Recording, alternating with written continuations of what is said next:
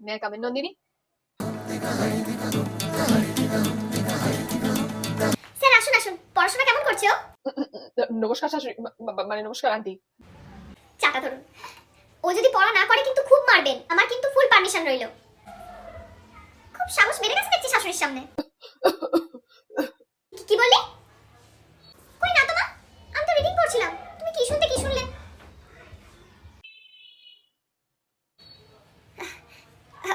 Sir আপনি বাড়িতে ভাজা চপ খান তো? আপনি চাটা ধরুন, আমি একটু চপ নিয়ে আসছি। পড়। এবার পড়াশোনাটা করো। না, আজকে পড়তে ইচ্ছা করছে না। আর পড়াশোনা না করলে তোমার মা আমাকে বার করে দেবে।